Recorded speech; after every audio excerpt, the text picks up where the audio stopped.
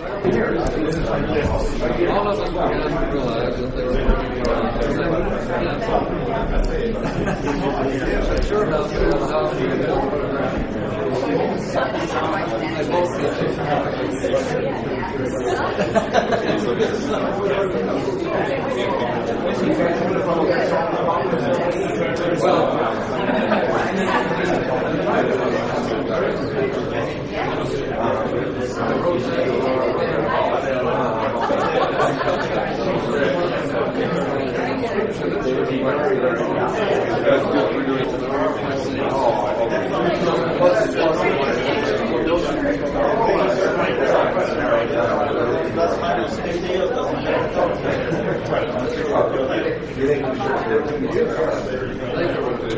Use of these is very short.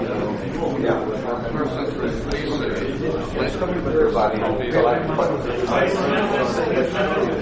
We have 4 minutes.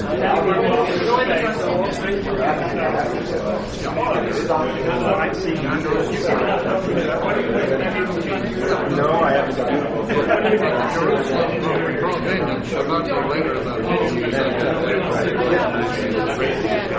And the leader was James, not Peter. Peter was overseas traveler, but James was the big honcho that he had to report back to. So he describes meeting him there, and then he describes a debate on the temple steps where the priests and the scribes are debating the James group on the steps, and there's a riot. And all of a sudden, into this riot bursts who's called an angry man, and it's clearly meant to be Paul in his time when he's serving the Roman authorities. And he runs into this debate just when James is about to win, picks up a flagon from the altar and beats James with a club and throws him down the stairs and leaves him for dead. And there's a huge melee, and about 30 people are dead, but James isn't dead. This is the kind of detail this novel has. It carries him out of the temple and to a house in Jerusalem, which is also good detail.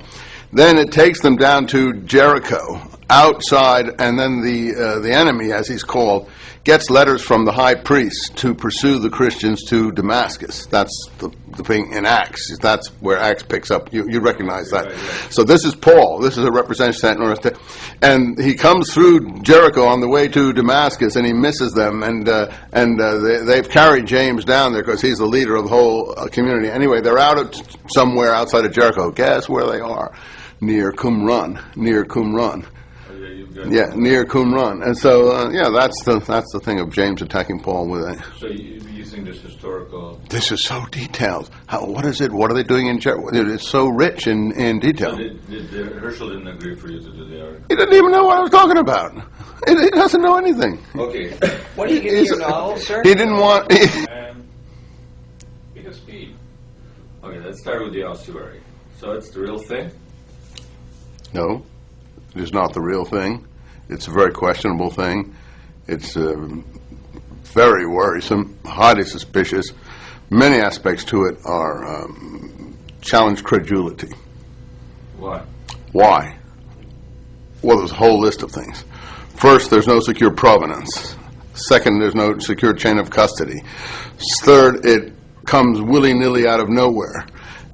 Suddenly appears on the scene just when James is being talked about. You know, for the last 5 years, there have been a series of books on James, primarily including my own, which is a 1,000-page Penguin, James, the brother of Jesus. And these books have been widely circulated. And in these books, one of the things that's said is perhaps the best proof of Jesus' existence was the fact that he had a brother James.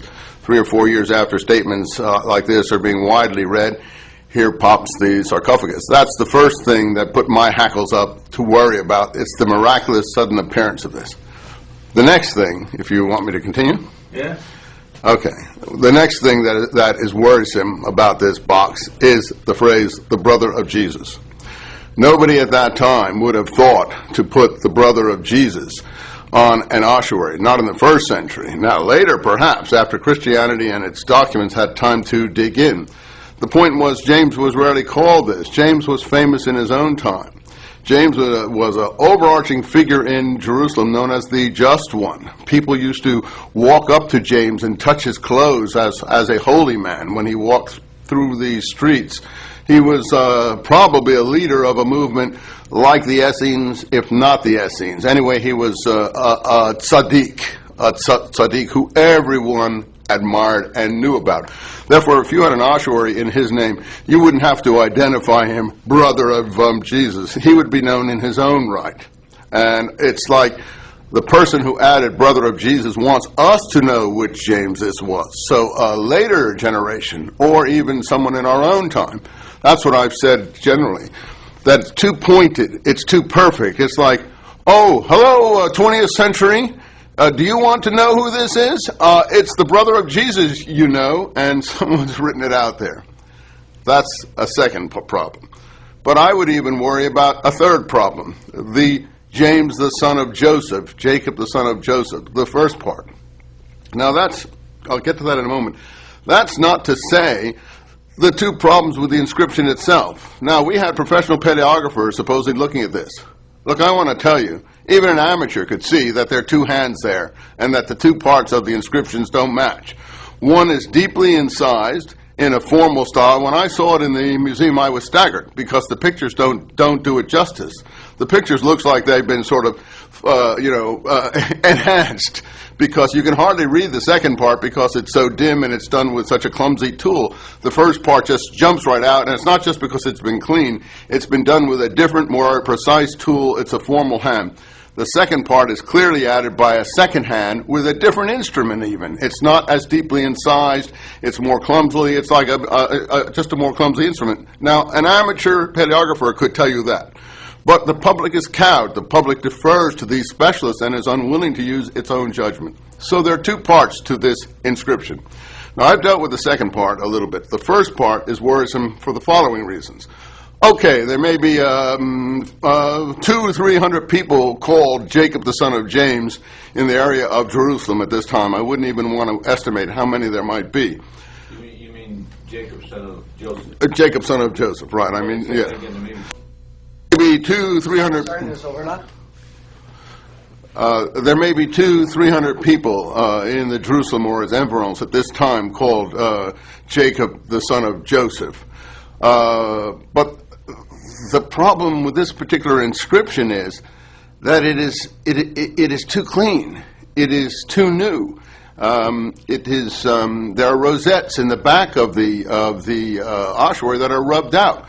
Where is the where from nature? Where is forget the patina argument. People have said on both sides of that, I'm not an expert on patina, that it can be faked. I've heard from a lot of antiquities people that this is normal practice in the unfortunate market of unreliable antiquities, that this is happening in a widespread way. But in any case, put the patina argument aside. Where is the natural wear and tear on that particular inscription that you see, for instance, on the rosettes on the other side and the inscription on the left? Now, the final part of that, James, the son of Joseph, which is worrisome. No ancient sources really call James the son of Joseph. In fact, they try to make a point that Joseph isn't the father. That he's not only not the father of James, he's not even the father of Jesus. God is supposed to be the father of Jesus. And I've always thought that the term Joseph was a symbolic term, going back to who Jesus' tribal father was. That is, Joshua's tribal father, as you probably know, was the tribe of Joshua's tribal father was the tribe of Joseph. It's Joshua, son of Joseph. Also, in Jewish culture, we have two Messiahs, the Messiah ben David and the Messiah ben Joseph. And this seems to fit in with those kinds of allusions. In the actual text, we hear that James is the son of Clopas and Mary, or someone called Cleopas and Mary. Another document in the Gospels calls him James the son of Alphaeus, a corruption of Cleophas. So we have lots of names whom James may have been the son of. This Cleophas character, you see, is how the Gospel of John uses this character to develop the idea that James is not really a brother of Jesus, but his first cousin. Because in the Gospel of John it says, Mary, the wife of Clopas, and her son James, Joses, Simon, and so on, the four sons, and the daughter Salome. So normally in the tradition, James is considered the son of the uncle Clopas, Alphaeus, unless Clopas and Alphaeus are Joseph. So even the Joseph part from a specialist, who I consider myself to be, and honestly, the people we're talking about may be specialists in paleography or patina, but they're not specialists in history and text, and they don't know these traditions. Those are many of the reasons why I worry about this inscription.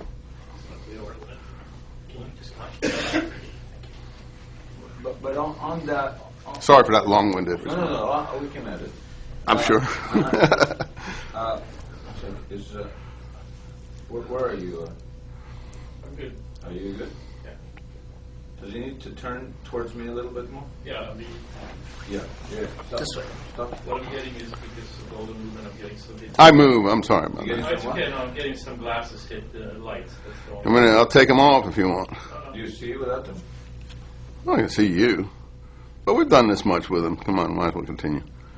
Oh, yeah, put the glasses in. I'm handsomer with the glasses. So it's only now and then when I get it, depending. Covers up my ugly eye insets. So you okay? Yeah, it's good. So, I'm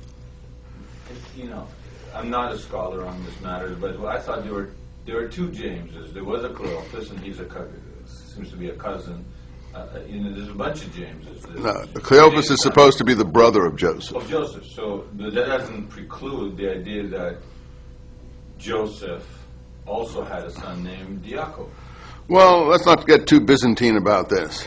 I mean, we get multiplication of Marys, multiplication of Jameses, multiplication of Johns, and the main reason for that is in my book, if your viewers read it, is as the doctrine of the supernatural Christ went forward into the 2nd century, brothers became cousins, fathers became uncles, mothers even turned into their own sister. In the Gospel of John, we get Mary, the sister of Mary, which is a tautologist impossibility. But that's how John has the character, Mary, the sister of the mother of God. So Mary is not even the mother of God in John, because John is pushing the family away from Jesus as the supernatural Christ, and the perpetual virginity of Mary came into being.